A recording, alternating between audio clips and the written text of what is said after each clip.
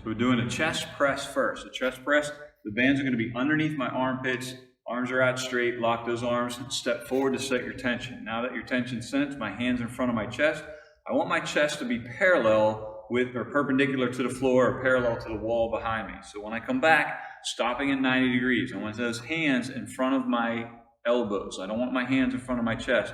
I want my hands in front of my elbows and push it straight back out in front. Touch when you come out front. So you're here to here, here to here. A lot of people want to come all the way back here and let those elbows come all the way back. When you do that, it does still work the pecs, but now you're putting yourself at a higher risk for injury because my elbow is so far back, it's called impingement of the shoulder joint. So if I go back too far, especially with weight and having tension on the muscle, I'm going back so far that I'm causing an impingement in the shoulder. And what that means is your shoulder is a ball and socket joint, and all the tendons and ligaments and everything go through that socket. And when you bend it back too far, you're putting a lot of tension on those tendons and ligaments. So by stopping at 90 degrees, we avoid that impingement, but we still keep tension on our muscles. So that's 90 degree, push it back out. Just like a push-up. When I do my push-up, I stop at 90 degrees and then I push it back out. I don't want to go too low because, again, I'm putting more of a load on that joint, and that's bad for our joint.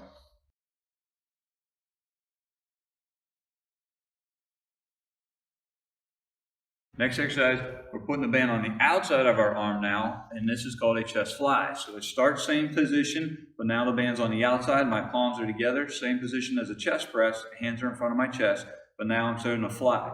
A fly, the definition of a fly is my hand is outside my elbow. So if I do a fly like this is not a fly, this is a press with neutral grip.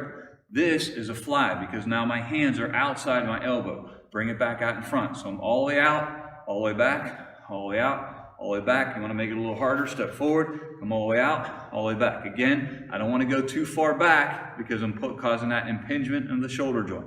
So I'm going to keep that tension on the muscles, stop right here, bring it back together. Stop, bring it back together, stop, bring it back together.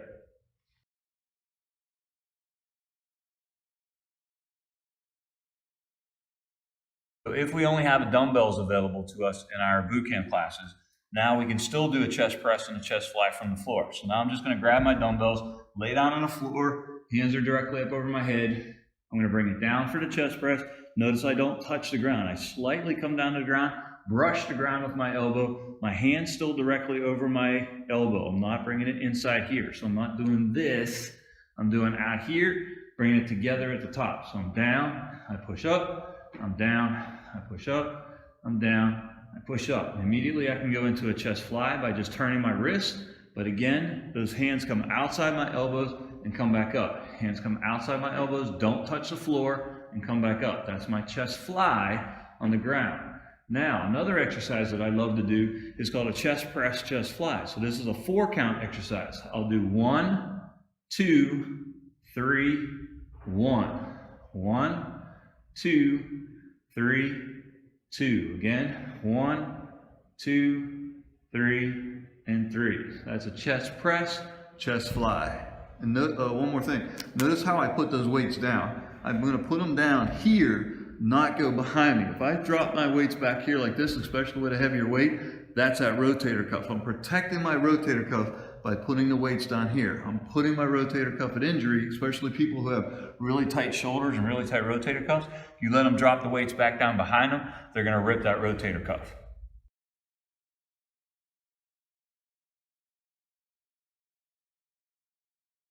So obviously we're a boot camp company. Push-ups are going to be a big staple of our program. They should be a big staple of our program because the chest is one of the biggest muscles in your body.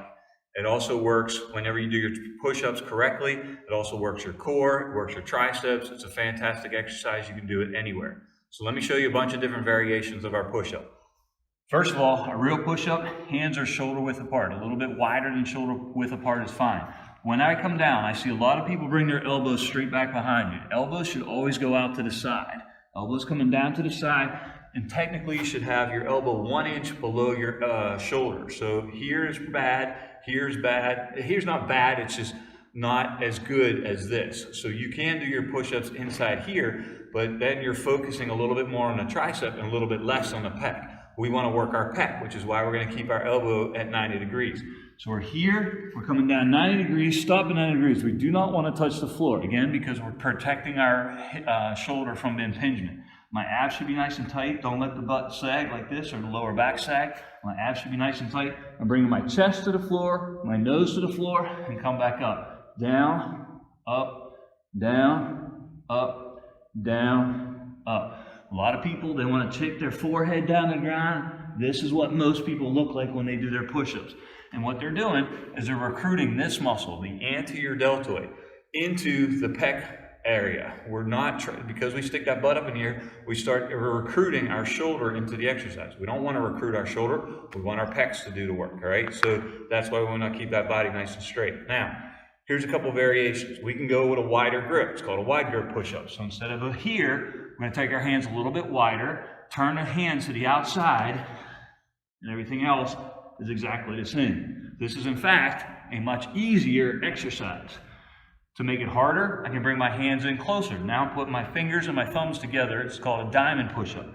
But now I want to spread those hands apart, spread those feet apart, still bringing my chest down to the ground and come back up. Chest to the floor, come back up. Chest to the floor, come back up. Another one we can do is called an alternate or offset push-up. So instead of your hands being equal, I'm going to move my hands. One hand forward, one hand back. So start in push-up position, one forward, one back. Now we knock out our push-ups there. However many I do on one side, I want to make sure I do it the same on the other side. So those are some variations for push-ups for you.